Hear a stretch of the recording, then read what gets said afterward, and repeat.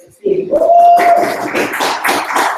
public government, we have WSDC RS, public opposition, we have WSDC DS, all the close government, we have JS, and on close opposition, we have WSDC TA. On the very long motion, it says that this house, as the detective would let criminal escape activities divide the time.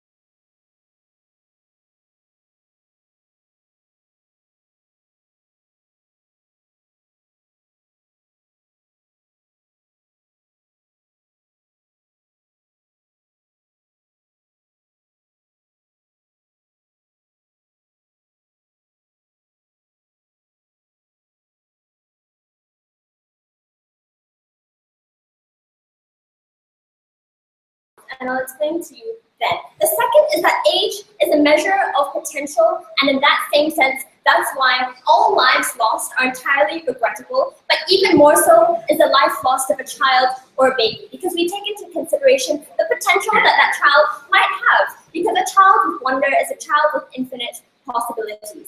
The third is how, under our model, the police force will invest more resources into preventing crimes, nipping it in the bud, protecting it before the crime has even occurred, and we think that this situation is regrettable in the first place. So before I move on to my first contention, sure. If one life is absolutely important and a child could change the world, don't you lose so many more children to the hands of a serial killer when he's back out there being psychotic and deranged?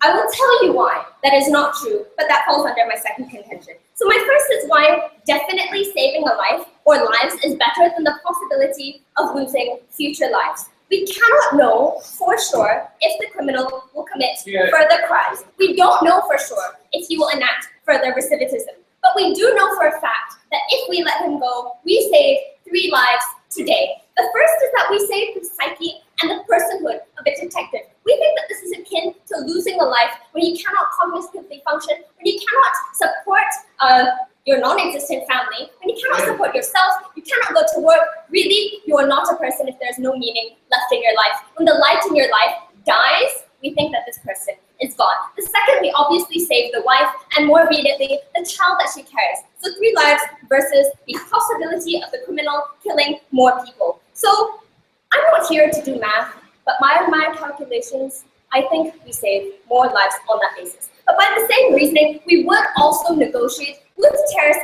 and kidnappers and offer them a plea bargain then and there. On the same lines, we acknowledge the fact that it is regrettable to release these people, but we think that for every terrorist you kill, for every serial killer you release or capture, this is only the head of the Hydra. There'll be 4 more others popping up. So we think that we would rather definitively save lives than possibility of having more crimes occur. The judgment that you are making is also inherently wrong due to the fact that in status quo, we do not assume the future actions of a person based on the past, because we concede this criminal has a penchant for murder, but we also concede that statistically, young African Americans statistically have a penchant for petty theft and gun wielding. But this is why we just don't arrest all young African American men, because we don't think that their past distinctively defines their future. So we think that this criminal can resort into self-declaring rehabilitation.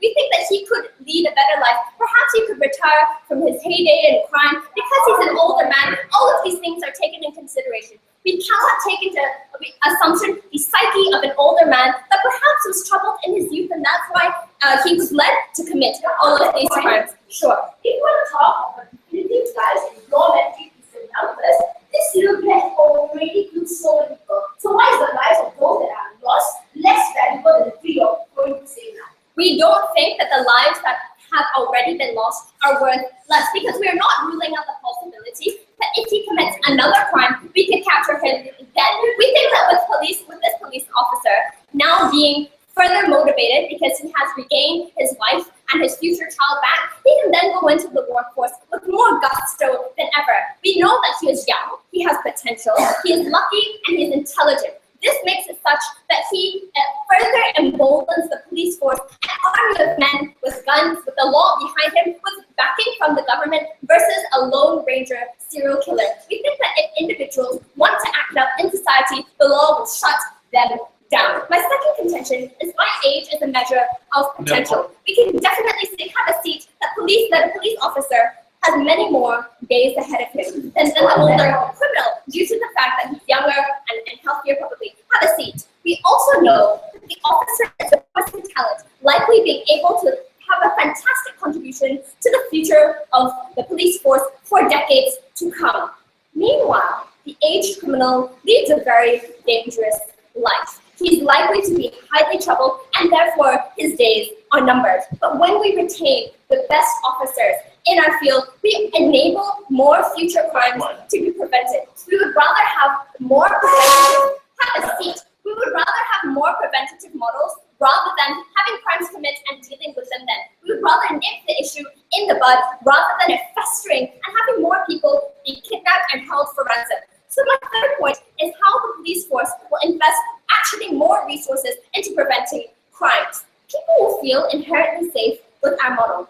I get it. It's scary to know that there's a serial killer on the loose in society. And that's why with the backing of society and then feeding into their own fear, they would rather us be more safe with having more police officers. But rather than wanting to negotiate with terrorists, because it's a difficult thing to do, we would rather, on a scale, that not happen. It's not preferable, but we would do it anyway. So to prevent that from even happening, we put more resources into preventing crime rather than dealing with the consequences, rather than dealing with the trade-off between the lives of 3 people and the lives of a serial killer. We don't want to make that decision, even though it's a difficult one to make. Rather than that, we would have more police, more investigators, more guns, more people patrolling the streets, more body cams. So we know that certain characters look suspicious. We can know that certain people are communicating on their phones, discussing where they want to bomb the next location.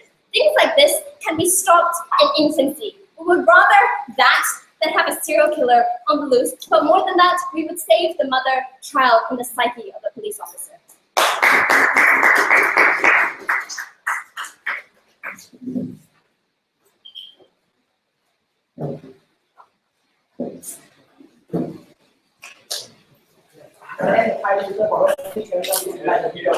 Yeah.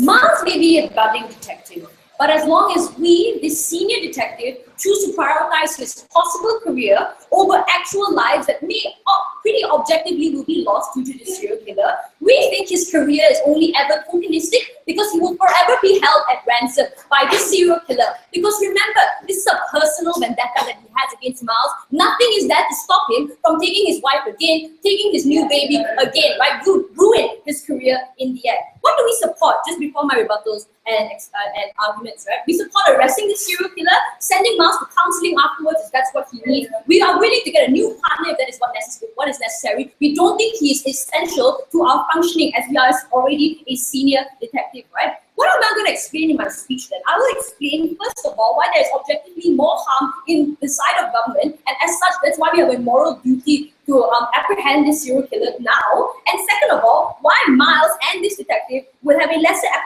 ability to apprehend other crimes later, right? But before that, just two points of rebuttal. First, whose harms are really worse, right? They argue that past deaths aren't an issue. We need to deal with what's going on later, right? But here's the thing. We think apprehending individuals, sending them to prison is about a lot more than just, it's about a lot more than retribution, right? It's about making sure that this individual is rehabilitated so they definitely won't commit those crimes again. It's about allowing the families of those victims to heal from those crimes, to recognize that they are safe and that serial killer is no longer out to get them. Everyone has a right to feel safe and protected, and you take that ability away from them because Miles' wife is obviously more important than all those victims' families. But the last thing, though, really stupid for them to say, was that the youth is obviously a potentially great detective and he's going to be incredible in dealing with other serial killers, right? But that vendetta exist. He still has other loved ones, and he will never feel safe after this, right? Because if his career was held at ransom at one point in time, he never knows when his baby is born how safe he will be. We think you're more like to push Miles into a reclusive sort of state, because now he knows that person is still out there, he's not in jail, and I will never be able to live life well. That's why your detective's career is likely to be ruined. But let's talk about the first argument, right? Why, as a serial killer, as a senior detective, you have the moral obligation to apprehend this serial killer? No, thank you. Understand that a serial killer, no matter what Sonia tries to tell you, we're called serial killers for a reason. Many of them have an addiction to killing, and they have specific methods by which they carry out. The worst part about this, no thank you, is they're very difficult to apprehend. This means that your detective and Miles have spent probably years trying to gather up the evidence, trying to figure out exactly who this serial killer is before they could apprehend him, right? So that's a definite harm that you will probably go on to commit more crimes if we do not apprehend him. Now, no thank you. But here's where it's not a definite or exclusive benefit, right? Miles' career. Because Miles, considering that many detectives will go through their career never once apprehending a serial killer, he may never be able to have the benefits that we talk about. More importantly, any other young budding detective, because he's not that special, right, could do the exact same function as him, right? So in conclusion, therefore, we think you have a duty as a detective to do what is most reasonable. And what is most reasonable is not to defend an inexclusive benefit of a Miles young person. Before that, though, closing. Would you also carry out airstrikes on civilian areas which would cause high collateral damage? So we think that, yeah, we will do that if it causes collateral damage. If the point is that we are dealing with the harms and we are making sure that more collateral damage from your terrorist cells will not occur anymore, right? But let's talk about the second argument. Why selfishly, this is what is best for the detective, right? Because we think ultimately you're going to have to drop the case on this particular serial killer because of your career. So we've already established, right, that this person is very skillful, and it takes a lot of time to be able to find the evidence to be able to apprehend this serial killer. Here's the thing, right? In the investigation of this serial killer, you've probably put at least months, years into it. And there are probably people in your block, in your office, right, that recognize those things. If, however, you drop the case against this person, you say he got away, right? It's likely that considering you've already made the deal and that this person will probably come and get your wife, get your loved ones later on, you're going to have to say, all right, we can't go after this serial killer, we have to go after someone else, right? Because the personal vendetta means that you're still vulnerable to this particular individual. We think you're going to create a whole lot of suspicion, especially when you are already messaging your people probably that were very, very close to this serial killer. We've almost got him, right? And then suddenly you say, oh no, he got away. No, thank you, right? We think this means that especially when it comes to policemen, right, as you currently see right now, that there's a whole lot of scrutiny on their actions, especially when something goes wrong. It's likely that you will be brought to court in order to see whether you were complicit in some kind of harm. What is the harm of this, though? Threefold. The first is that you are probably going to lose this established detective's ability to comprehend this particular killer, right? Because what if they find out that you were complicit in releasing that killer?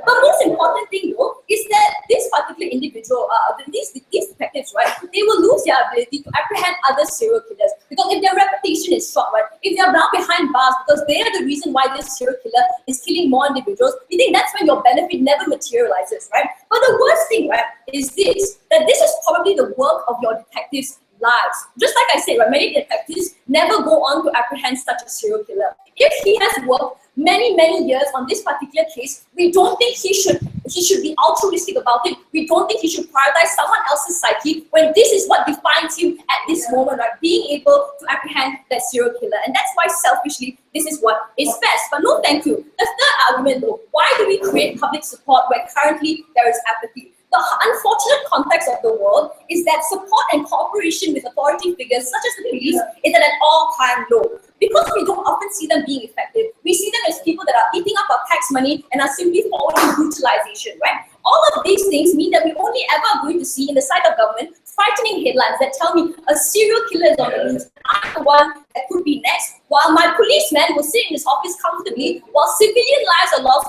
and the policeman is always safe, right? This changes, however, this apathy and hatred towards the police force changes for two reasons. The first is that you humanize detectives, right? It's understandable that it's sad. Miles' wife and possible baby are lost. But this humanizing is done by telling them we are vulnerable also, and we also have a stake in taking away this serial killer from the face of this earth. The second thing, though, that changes is that they show that we are effective, right? We are able to apprehend this serial killer and tell you that you are safe and we're doing everything that we can. The outcome is ultimately that people trust the police force more. And that has two incredible benefits, right? The first is when you have more trust in the police force, you're probably more likely to report on certain evidences that you find as opposed to trying to go about it in your own vigilante way, right? Because you understand that your police can actually do something about it. But the second and most important thing, right, is that when you have more support, you're more likely to be able to channel public funding towards your understaffed police forces. And that's when we can create more miles, more detectives that will be able to apprehend this serial killer in the future. You get none of that because people are still apathetic to the plight of police officers.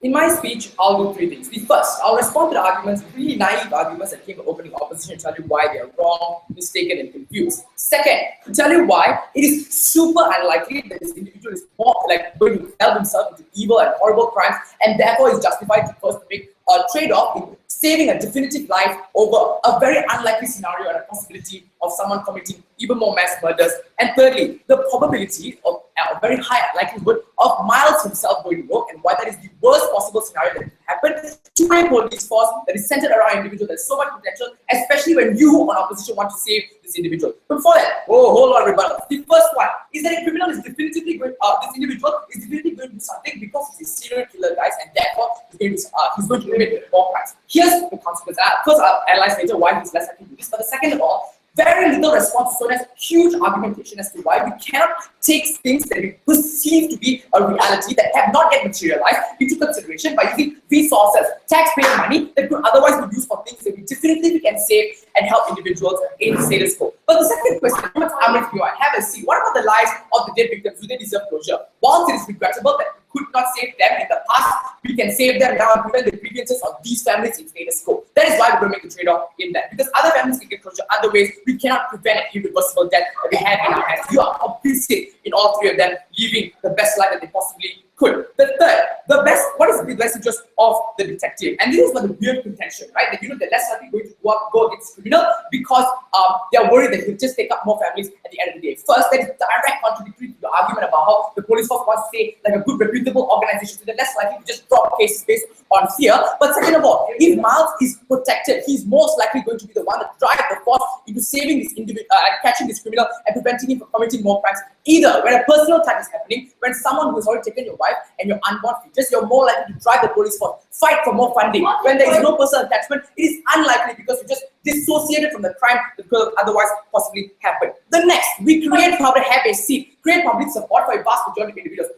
Suddenly opening opposition wants to turn it to the likes of the public that are susceptible to fear mongering like Donald Trump's antics, so they will also go to war with every other country in the world because the public said so. We disagree. We are maybe going to get less funding, maybe less people report, but we will do things that are in the best interest of the public because we have police officers for a reason, guys. We don't have the people who are already very emotional, very susceptible to fear mongering, and we think that we do not ever pander to these individuals. But before have a seat, more on that, she did very little to respond to the arguments that came from Sonia to tell us why in status quo there's very little effort into ensuring that police forces are more preventive than reactive. And the reason is because in Congress we have horrible people in there, right? We just want more and more guns to shoot more and more people, rather than strategies and tactics that could prevent more things that are in the best interest of the police force. Because gun rings in America, we think that they're less likely to do so in our work. Have a seat. The first, why is it unlikely that the harms that open opposition regarding the criminal committing these horrible crimes is super less likely to happen and it's not magnified at all? The first is that this individual is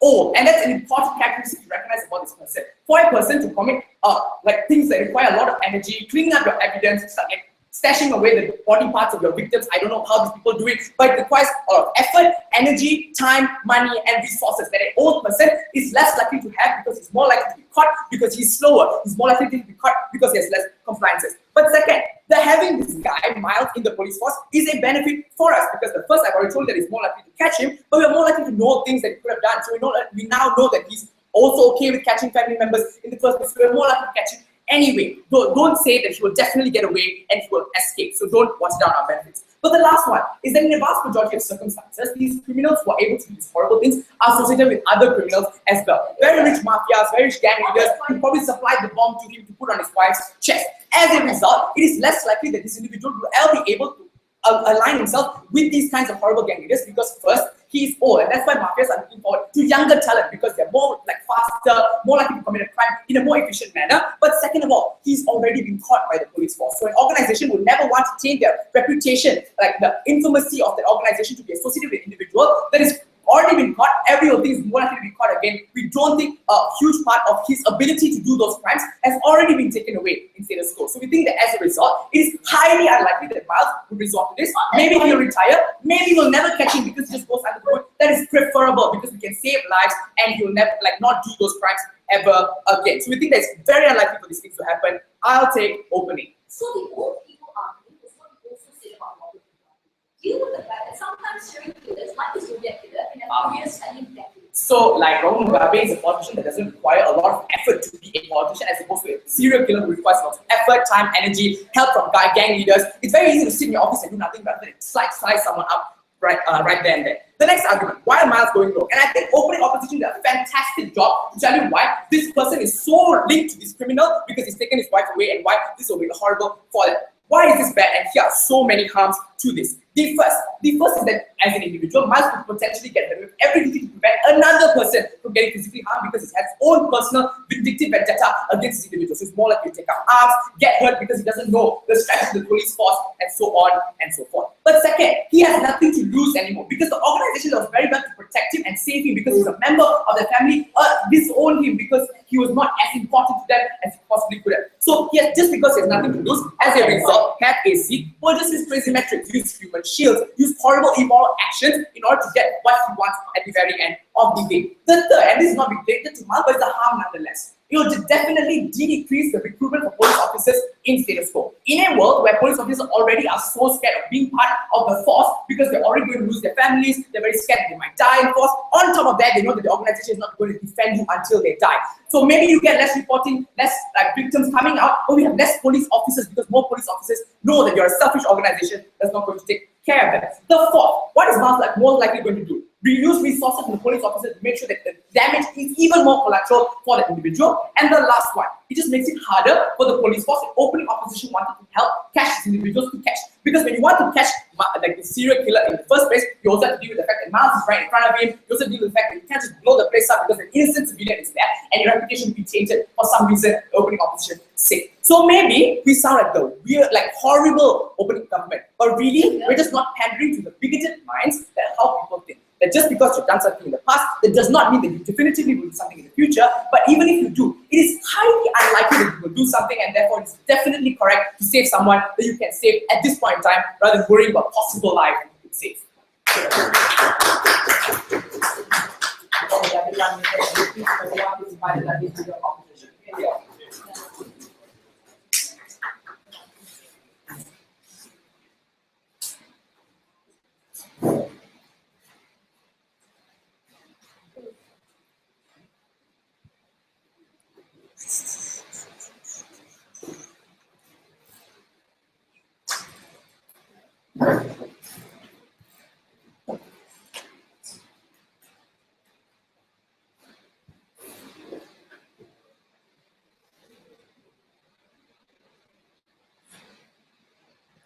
As a police officer, we subscribe to dealing with the horrors of the world because we know that we are better than that. But when we let these criminals win, when we play their games, we say that these police officers become just as disturbed as the freaks that we are trying to incapacitate, that these police officers become just as complicit because they allow more innocent lives to die. We're going to deal with team opening government through a number of questions. Firstly, is it definite value better than probability? The only way for us to win this issue is to prove that there is a definite probability of this guy going back out there and killing people. So why is this likely going to happen? We say for two reasons. One, if this serial killer has a personal vendetta, then obviously his psyche or what he wants is to dominate minds. He wants to make you surrender. He wants to know that you're scared. And when he does this, you only feed into his ego and you feed into his insanity that he is untouchable and he is right in his cause because people are pandering to him and not the other way around. So in your world, if anything, you make it much more likely for a victim of insanity to feed into that insanity. But no, thank you. We see that people also opt into crimes as a result of believing that they can get away with it. In your world, if you make it likely that people can't get away with crimes because the police officers don't care, the police officers are scared, that's when they're going to do it as well. So here's the definite probability. Your victim is much more insane and he also knows he'll get away with it in the future. He's killed people in the past, so he'll kill people in the future. But what about rehabilitation? I can't care less about rehabilitation because they were absolutely correct in describing how Miles would react. He'd be broken, he wouldn't be able to integrate. Think about that for 10 other people who've also lost their children, who've also lost their wives. And in the future, 10 more, and maybe 20 more. This guy might be a victim, but he's killed too many people for us to be able to not arrest him. In our world, sure, if he's insane, we'd lock him up forever in a mental asylum, or we won't let him go free. We want the people to know that we're doing as much as we can to protect them. We think in your world, you're more likely going to victimize every other victim when you know that this man isn't behind bars and the police isn't doing anything about this. If truly insane people aren't acting their own volition, the public now will antagonize every insane person because these are the people that may be the individuals that killed my wife and killed my children, so I have to go after them. But the second question, will we better the police force? Here's where the flawed logic of opening up really kills them. No, thank you. If this guy is older, that means he's more likely to go out in a blaze of glory because he has a lot less to lose. So his days are numbered and he's going to die eventually. Therefore, why not die killing more people if I've done that before? And I'm not getting persecuted for it anyways, and people are scared of me. I want that to happen. But the comparison was, oh wait, no guys, Mars is going to go crazy. Okay, Mars will go crazy, but that's why we sent him to a mental asylum in the first place. And if Mars goes crazy, sure, that's one person that he could kill compared to the 10 people that are already dead and the 10 more people that will die in the future. The third question, will Miles be more on edge? We said that here's why you can't have your cake and eat it too. Because they wanted to prove to you why Miles is the best police officer, but then they were also going to say, it's okay if he drops the cases. So if Miles is the best police officer, but now because he's scared that his wife will be in danger again in the future, and he drops those cases, there's no benefit from your side anyway. So what we say is, okay, Miles will never be a benefit, so we don't need to care about Miles. We care about the people that are going to be hurt in the future and in the past, and that's why we take away this criminal. Even if maybe he'll let his wife go, maybe he'll be okay with the death, it doesn't matter, right? No, thank you, and there's a reason for that argument. But the third question, should we ignore the public? We say no, because without the public, there is no police. We can minimize the harm and bigots by cooperating with them because they don't report. If they don't give funding to our police forces, then there are less miles that you can create because there are less people who are going to be able to access the best facilities. There are less people, or there are less police officers who are going to be able to investigate with the most amount of efficiency. Even if these guys are bigoted, it's our job to serve the society. So we can't go on a rant and say, no way, I don't like this society anymore. That's called vigilantism. So you don't want to protect it, go out and do it on your own terms, and that's harm in of itself. No, thank you. So, I mean, yeah, sure. Yeah, so in your absolute best case, you save some random but we have a definitive prospective addition to the police force that will definitely save more people in the future. Can you make that trade-off? Okay, so here's why the law is a fallacy, right? It's selfish for you in your side to prioritize 3 people over the 10 others that have been killed. Because when you think about the police force, how will people view that? They're going to see them as more selfish if they only care about their own members and not the members of society. So in your world, it's much more likely for you to have less recruitment. But what about this definitive nonsense? It is definitive that 10 people have died. So okay, that's our definition of going into this harm, and that's what we're going to act upon. Maybe 3 people and Miles' family might die, but it's okay. It's police officer. He subscribed to those dangers. He subscribed to those harms. No, thank you. Why do you make the fight for justice so much harder? And that's the argument.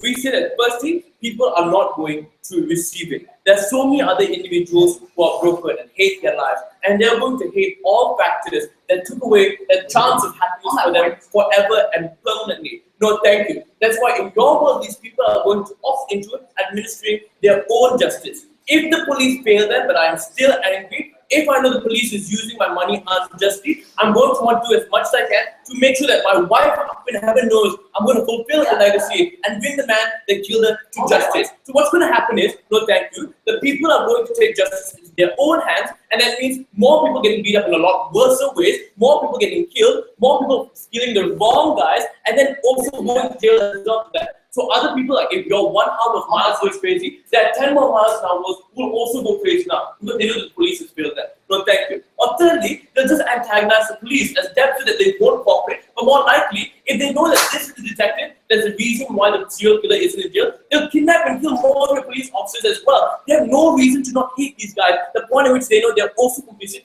in more people dying. And that's when you antagonize them against very people that are supposed to help them. But the second argument is why you make Miles or put Miles in a worse position that can actually hurt the police force. If Miles knows that the only way he can save his wife is by letting the criminal win, in future cases, if Miles is involved, he will let the serial killers go as well. The point at which they know how to threaten him and they know how to target him. You make him that much more weaker and that much more of a liability because it's easy for us to manipulate him and he will act on that manipulation. The point at which he knows it's going to work. If he knows it won't work, if he knows his wife will still die and people cannot be trusted, that's only when we won't opt into doing such nonsense things. It's better raising the police force as well because we also prioritize the detective who knows the most amount of knowledge at the peak of his career and is much more qualified than any of these new budding guys. If you want someone who's efficient, go for someone who's qualified and trusted. And that's a police detective here who knows the most and can do the most. I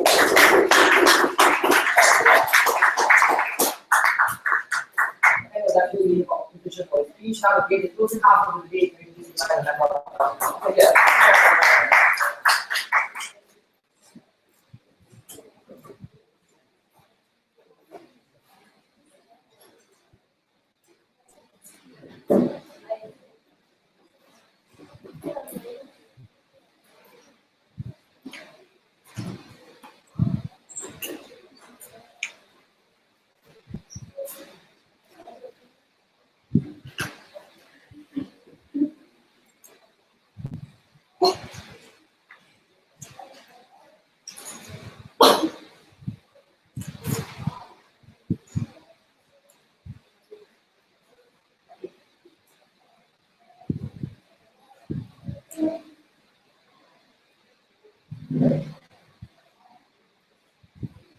It is sad to see just how short-sighted side opposition is, right, in this case. Firstly, the first thing I'm going to talk to you about in my speech is about how it is a necessary evil to let this criminal guy wage justice once, and also why it's, and my second subtitle is going to be on why it's okay to let this specific criminal go. But first, some rebuttals. So, will there be more lives lost due to the complicity that they've been talking about? We think, firstly, the utilitarian argument, right? So we're going up against this present, more realistic harm and this potential future harm that may happen. Second response to that is that the complicity under their side is worse when they are complicit in the future harms that people are probably going to get away with when a person like Miles is compromised, when a person like him isn't able to be a good police officer or good detective, able to prevent more crimes in the future. The rest of my rebuttals will be integrated into my arguments. First argument, how it's a necessary evil. So so if we can ascertain that the likelihood of Miles saving more lives in the future is high when we let this criminal go just this one time, we will do it, right? So the comparative is we want to save Miles' psyche. So why it's okay? Because you want to explain to you in a nuanced way how this works, something that they did not do yet, right? So firstly, when Miles gets into a position of prominence in the police force, it's likely that because of his experience of this, it's likely that he's going to enact certain policies that are game changers. For example, a protection of personal identity policy, like the FBI, where their identities are separated from their personal lives, which means incidences like this are less likely to happen when the police force takes an active stance on protecting their identities, right? This also means that they can address the specific ways that police officers and detectives are victimized in these circumstances. So as a whole, these things happen less. Secondly, personal protection, right? So the police force will be likely to change and acknowledge certain high-risk individuals, right? And then they can assign like heightened protection to these individuals. For example, a detective will be able to function better when that person knows that they have more protection direction, they can function with a sound mind, less crimes will happen as a result of that, right? So the effectiveness of that, or the efficacy of those things, are contingent on the psyche of mouse. Third point is that mouse is only human, which means mouse will be affected by emotions. So functional. So even if they try to argue that the training of mouse or psychological conditioning that can be offered to mouse after the traumatizing incident will help them, we don't think it's going to help mouse a whole lot. Because why? You can present mouse with text. You can present mouse with statistics. You can present mouse with various ways of dealing with instances like this. But it will never compare to a personal experience. When his own wife and child dies, it's going to affect him more than a hypothetical situation presented in the textbook, presented in the seminar, or any of those things, right? So the potential of the police force to stop crimes from the outside also increases, which means things like the Orlando shootings, mass shootings, bombings as a whole also increase.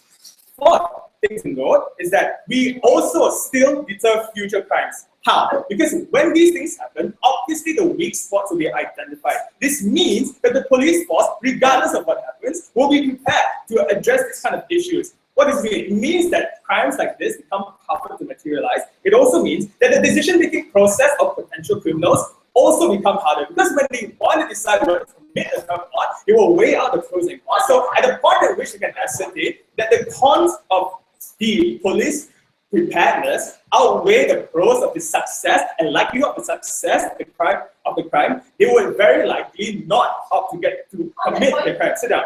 So should the force want to pursue the criminal again, it's going to be so much easier. Why?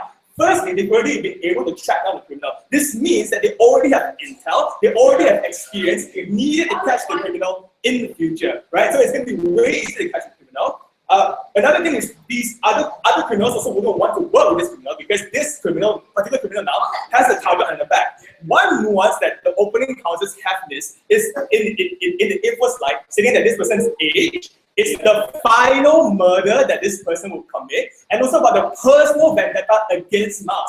So if they were to neglect that, they lose the case, because the final murder, if it doesn't happen, no other murder is going to be carried out by this particular criminal, because the vendetta is only on Mouse and Mouse family. On to my second point on why it's okay to let the criminal go. Firstly, if we not let the criminal go, what's going to happen? Escalation. Because if people think the current threat is not big enough, it's more likely that they're going to escalate the threat, pushing it to things like torture, kidnapping more people, perhaps more bombings, more mass shootings. Before I go any further, I'm ready. Yeah, so when Miles becomes the chief police officer in Norway, it's all about beautiful policies. You will always be devoted to his wife and you will always say that he's what? Why is he really unpowerful chief officer Penang in Norway?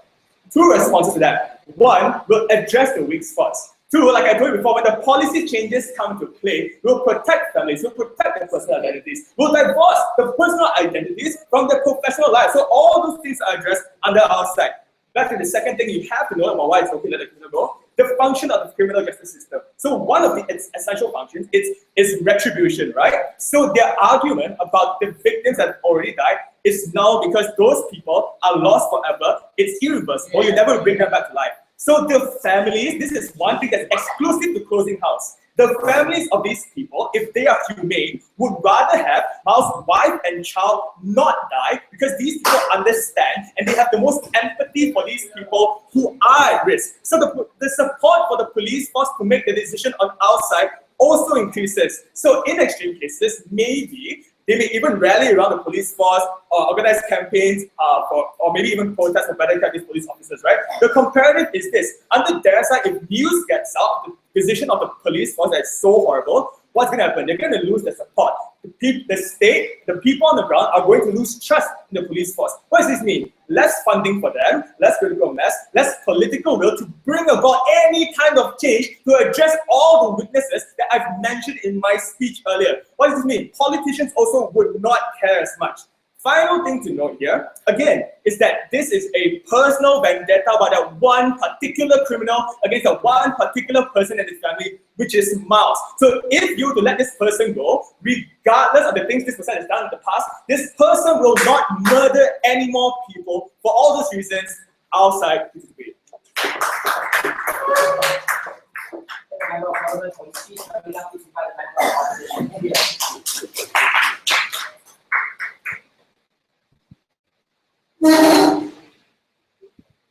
In this holy month of Ramadan, it's not only the Muslims who are going to be starving, it's going to be the police force who have gathered so much intel and police operations, but lose all of it the minute we let that criminal go. A few points of rebuttal before I start my extension. Before that, let's point out, closing government had a really bizarre part where they're going to address the weak spots. That logically can only mean that either you're going to kill the wife or you're going to move him to another country. Given Miles's mental condition, you're not going to move him to another country. He'll just move to the other country as well and work at the police there. So that didn't make sense. Let's deal with the extensions to closing government. They said we want to enact more policies that are nuanced towards Miles' problems. Number one, we say we might have this as well when we have him on the sideline. He doesn't have to be the captain of the police force to do so. But next, we will say nobody will vote him in. Even if you are within the police force, he loses a lot of traction there because a lot of people collectively work together in attempts to catch the serial killer. But because of this one guy's personal attachment, everybody else could detach themselves from their families. Everybody else could detach themselves from their emotional connections, but he chose not to. He made all our work in vain. He'll be seen as a liability, hated even. But even then, we will say he's replaceable as Miles as the captain of the police. Even if he's the captain of the police, it makes crime so much stronger because now all the criminals know we can target the captain of the police, take his wife, we have the police at our whims, especially when he's captain of the police. Any operations will be at his consent. So anything that you want to target, Miles will never allow it, even if it's a very strategic move, because we have so much leverage on him. We would rather not have him. They said Miles will be broken. We are fine with discharging Miles because we think he's a liability more than he is helpful to the police forces. Let's talk about politicians. Why are they less likely to find your police forces? Especially in context of Western liberal democracies, we find crime as something unacceptable as heinous, especially when there are very strong emotional connections that people make to crimes which currently exist. Either number one, victims coming out and sharing their stories via online blogs or newspapers, which touches people, but more than that, even if it doesn't touch a moderate layman like you and I, who maybe have not experienced crime ever again, it touches the victims of families, and these are the people who are incredibly hurt by this. These are the people who often either start hating criminals even more or go to vigilantism. What are the outcomes of this? We will say on a net, we will see less reporting towards the police force, less victims coming out, less people giving information, less funding for weapons and equipment, less people coming forward with evidence in court and testifying because the cooperation is lost. Opening government said we will get more resources in the future. Yeah, right. You lose all that support that you have worked so hard to achieve. A few more points of rebuttal to opening government. So they said that he will become rogue, but this is very bizarre because his sole incentive is that he wants to save his wife.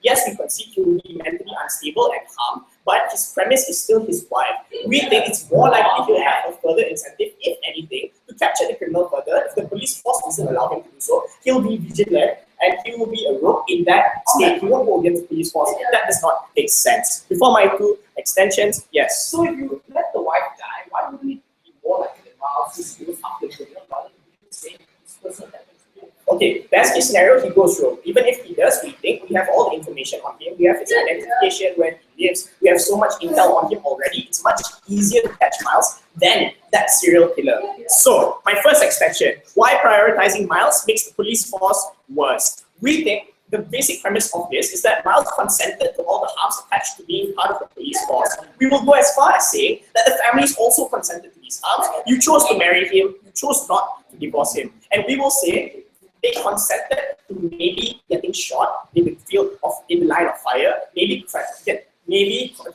to maybe facing criminals and facing imminent danger and harm within their lives. Not only personal harm, but this encompasses all the harms and all the people you care about. But who didn't consent to this policy, right? It's the victims. Given that nobody consents to death as a basic premise, Miles is a police officer and therefore he consents more to crimes or harms being perpetuated towards himself. He expects crimes more. He expects any inconveniences in his life more. No, thank you. This is when he's more equipped to deal with these kinds of dangers in his working environment versus your average reasonable individual. What are the outcomes of this? Number one, we don't think that Miles will be the bright potential that he will actually turn out to be, because now he has, number one, no emotional capacity to comprehend his wife dying or his wife being held captive on either side of the house. This means he actually now has a big target on his back. He will, number one, either be A, ineffective in the future, or be even more harmful to the police force in the future, because now during risky police operations, he's less likely to not take risks he's supposed to, or the converse, because his mental capacity is just unstable at that point in time. He lives in fear forever that somebody will come for the wife. Instead, therefore, the priority, the overwhelming priority for Miles will always be not to fight crime, but rather whatever is best in the protection of his wife, thus causing a lot of police operations in future to be jeopardized. They said Miles has many days ahead of him. It's likely he'll die younger, right, if anything, because especially he's a skilled police officer. The commissioner is more likely to make him more active in the police forces, send him on many missions and lead operations, putting him in more danger. But secondly, this means you influence further recruits, because now you won't attach your emotions to your job now. The emotional police, we'd say, is worse than no police at all, because he becomes a bargaining chip, he becomes a liability. No, thank you. Second extension, the prioritization of lives. So, when a serial killer gets out into society, we think he makes crime on a net more powerful. The fact that he's a serial killer is indicative that he has networks, he has friends in crime, he has information within crime, he has a lot of weapons, and this was also the reason why the police couldn't catch him for so long. Now that we know there's a weak spot in the police, it's more likely he'll spread it out to as many people as possible. Given his personal vendetta against Miles, he will go after Miles just with more gun power, right?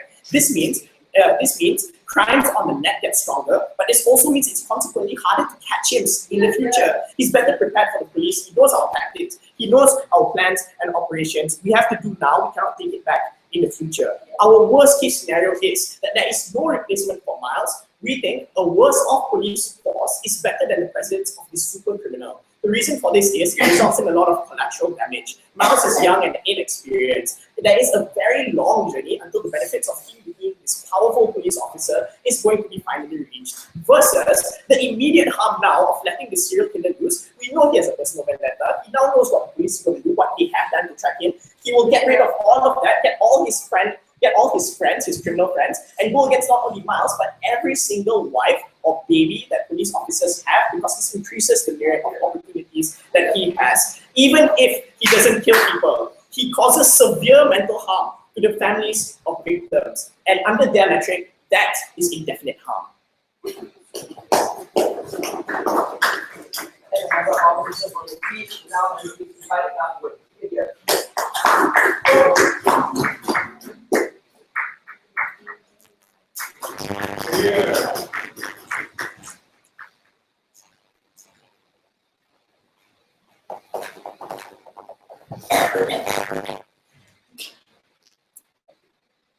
I think this debate has lost its course. The person making the decision to let his criminal go is not Miles himself, but his fellow detective. His fellow detective will put himself in Miles' shoes and make that decision when he sees Miles in a situation of desperation. When he sees Miles looking at his family and his wife have a bomb strapped around her waist or whatever, right? It's this person making the decision for him, right? And if we think that person can objectively decide that it's best if Miles has a long-lasting career and not out Miles eventually, then this is the decision that is justified. But a couple of questions why this decision must be made, right?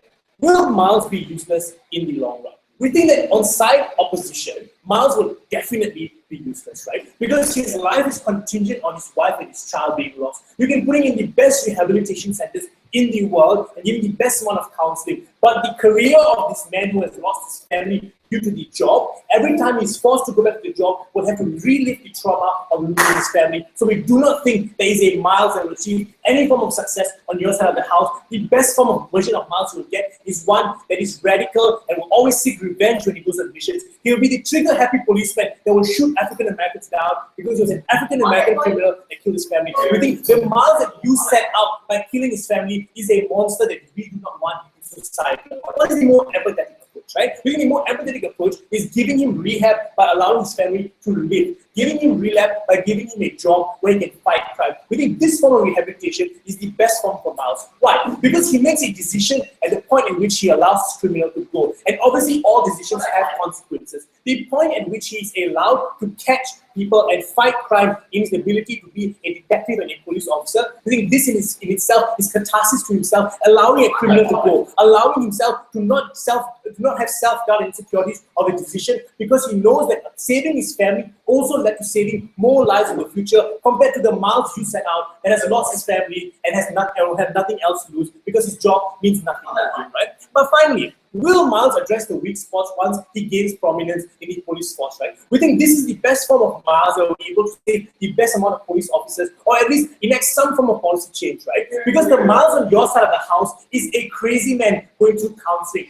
Every time he raises the ability for him to want to protect police officers' families or police officers' wives, people will just play him down and say, this is a one-off situation where people won't happen again, and you're a crazy man, you don't need this, right? To which they say, this criminal will go out and spread information to his criminal buddies to make sure they always target and victimize police people's families, right? We think this is possibly a good thing, right? If more police officers show off their vulnerable and weak spots in the department to the police department, right? We think it's a good thing where you can actually save your police officers and keeping them out in the field and keeping them vulnerable. There's one more police officer that won't tell you if you let a criminal go because you did not allow him to protect his family. We think the best version of you protecting police officers, their careers, and catching criminals is allowing that Miles, who had to go through the trauma, who would become a prominent police officer, who will tell people that this is something you must do. No, thank you.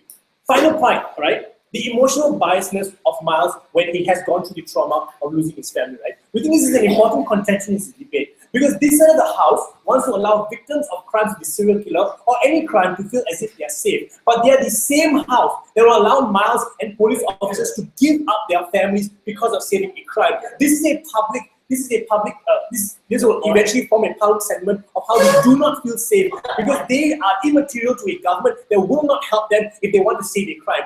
They are a pawn in a bigger game of chess, maybe, and will be willing to kill them, even if this means this saves more lives. Right? We think the public support comes from people knowing that they themselves are safe, not the number of people out there, right? If they themselves feel dangerous or feel at risk because their husband or wife is a police officer, they're likely to not want to join the system, not want to support the funding that you talked about, because they do not think this institution is actually saving them, because this is the same institution that wanted to cause high amounts of collateral damage. No, thank you. On to the second contention. Do we strengthen the criminal society that exists within backdoors, right? We think the criminal society that exists today exists on the basis of trust. You trust each other to not out you or not glitch or bitch on you when you go to the police officer. Rat you out, it rats you out, yeah. So this is the criminal society that exists on trust. If you're sending back a criminal that now has a target on his back by a prominent police officer, more people are unwilling to work with that criminal. Meaning the serial killer that you're letting out into society is a useless one because no one wants to work with him because the risk of being caught when he's out there is much higher and people do not want to be seen with him because they too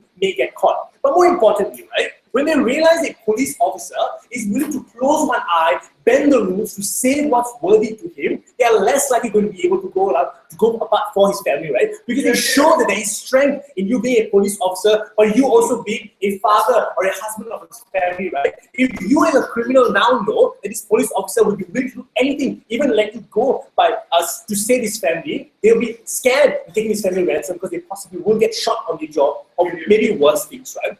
But the comparative is, and this is something that they completely or conveniently missed, give me a second, is that if criminals now know that their fear-mongering tactics of taking down families and victimizing people does not work, they will likely amp it up.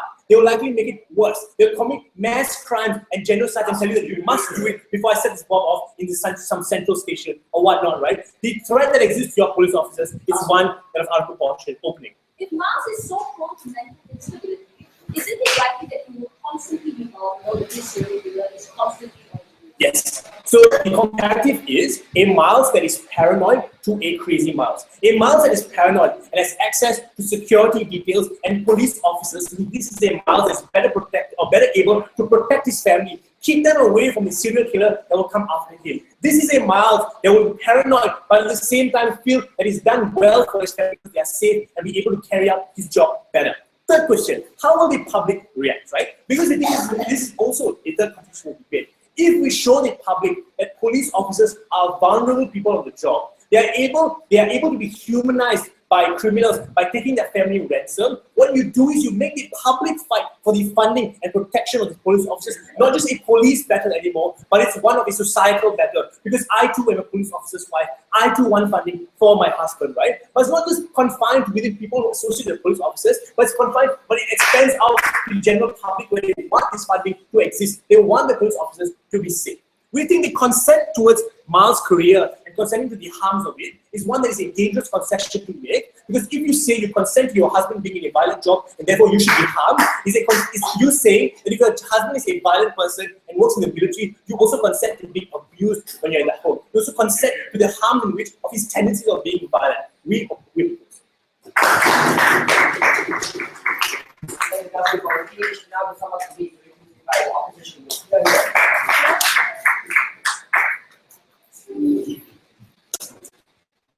Okay, cool. This serial killer might or might not commit crimes. We'll give government the benefit of the doubt. But keeping Miles in the field of the police force is far worse, independent of the serial killer. Let us remind the House that the government which speak was irrelevant in this debate because we don't keep Miles. The comparison in this debate is not a Miles in the police force that is controlled versus a Miles that is crazy, because he's discharged. You have been a mental asylum, he won't get involved. So we don't understand how we make things worse in the police force. We would rather him not be in the police force and his wife die if that means we decrease the net harms in this model. Before I go to dealing with closing government, let's remind the House of the 3 extensions that went unengaged in this debate. The first is that it's not like in the future we can catch a criminal. It will be 10 times harder. We give you 3 reasons for this. The first reason is the criminal that has a network that probably is a Don because he's an aged individual, not Cyril.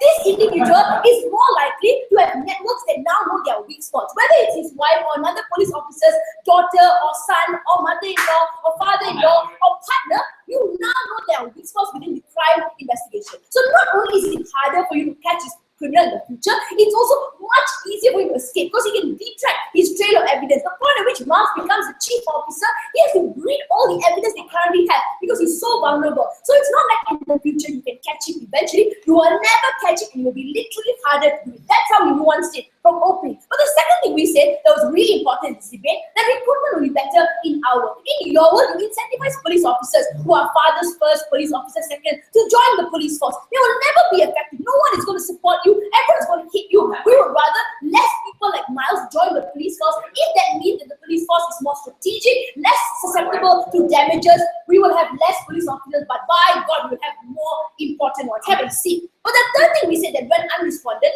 is the last 10 seconds we said is consent. We agree. Both sides have very little consent. The victim and the mother had less consent. The criminal and all the victims on the serial killer have less consent. But this is about proximity. Who is more proximate to consent? Is it the police officer and his line of duty? He has a gun. He knows who the criminal is. He has access to FBI files. He is more proximate in consent than the victims who don't know who the serial killer is. Probably was on a road but raped every day. This is about proximity to consent. And if we have to pick a victim, we will sure as hell pick Miles. We think those 3 extensions are the most important in this debate. Let's deal with closing after this. They say it's important to add nuanced policies to fix weak spots. Let's talk about this. What is this fixing of weak spots you want? Do you want Miles' wife to move away? Do you want to have victim protection services? Do you want to put her in a square box? Miles is never going to support any of this, right? Because his weak spot is not his perceived weak spot. It's his love, his life, it's his beautiful wife. It's a thing that makes him going. To you, it's a weak spot. To Miles, it isn't. So he's never going to fix that weak spot. We would say he will never do it. But who will? A person who's not attached to his wife. A person who probably lost all his family members, is empowered to fight the fight.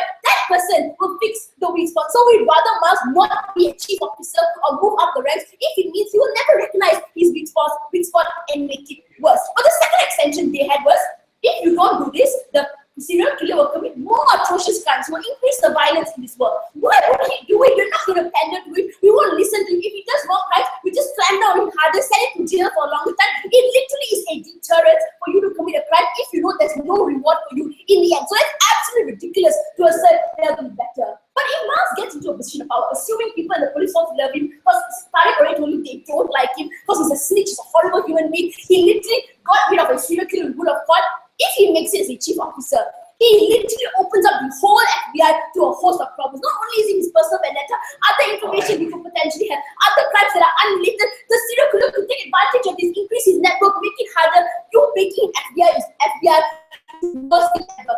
If you say this is the only way to rehabilitate Miles and that's important, no, we don't really care, we can send him to another facility, it doesn't matter. We said closing government didn't win this debate. Let's talk about opening. The prioritization of life. Here's where I'm going to talk about this definitive versus probability thing. It was so confusing. Their claim is that you definitively save 3 people in this world and that is a benefit. The second thing they say is we cannot judge a person for the future crimes they have because it's unfair. we will say three things to this. The first thing we will say is, we are not judging this person for his future crimes. We are judging him for the past victims that he's created. The victims that you never give closure, you never cut them up, and you never did anything. Have a seat. But they say it's so important because you don't know the probability. Yes, I'm going to put you a scale. We agree he probably might not commit a crime or he might commit a crime. But I'll give you reasons why he's more likely to commit a crime in your world. Here are reasons. He might be aged, he might be old, he might be seasoned, he might have less money. But he is intent in your world. He has a weak spot. He can literally sit in his house and make 2 phone calls and be as effective as a serial killer who is young. So being old and being less resourceful is not a reason why your serial killer is less likely to commit a crime. In fact, we think he's more likely to commit a crime if he can sit and make phone calls and control miles, and as a result control the senior officer. Your serial killer, even if you say it's unlikely, will become more likely to commit crimes in your world. So the comparison isn't definitiveness versus a probability. It is you increasing that probability and you making it power. So we will definitely lose these 3 lives, great, but we will definitely decrease the probability of future lives being lost. That's something we get opening. If you are a mother that has lost your daughter to a serial killer, wouldn't you empathize with Miles' pain? No, and what yeah, have a he seat. faced No, I will not love Miles at all. You know why? I'm a mother, you're a father, but you're a father and a gun, has a duty, went for training, you probably was a person in better control. I will never forgive you for not doing your job. I am a victim, I'm a mother who had no control ever. How dare you prioritize your fatherhood over my motherhood? No one is going to support your person in your world, which is my second argument in relation to opening government. They say you will recruit people better because Miles will go rogue. If Miles goes rogue, if all the information, the FBI literally knows where you live, who your mother is, your mother-in-law's mother-in-law, they know, they'll catch you, right? If Miles goes rogue. But the second thing we will say is, if your police officers in your world are lesser, that's far better, right? Because there are less people with big spots, less people who are more likely to get targeted, less people who will be complicit in the perpetration of crime, greater, more strategic. You say the NRA is a problem, you say we go trigger happy and we kill more people, that will happen in your world, where insecure police officers have weak spots and they have to kill in order to save their wife. You have trigger happy, unstrategic police officers, that world is far worse. The last issue, just before I sit down, is about public support. Nobody is going to support them, and we agree with opening and we extend it further by saying that public support is not I'm a mother, you're a mother, yeah, hoo-ha, we both have children. If I'm a mother and you're a mother, but you have a gun and you have a duty, you've been trained, I pump taxpayer money into your job and you choose your child over my child, I'm not going to be forgiving of you. This is a world in which you have no support, but worse left, there will be vigilantism. You say Miles going rogue is a bad thing. If Miles goes rogue, 10 other victims will go rogue. We would rather Miles go rogue, we clap him down. He will never go Miles, he will go to mountains.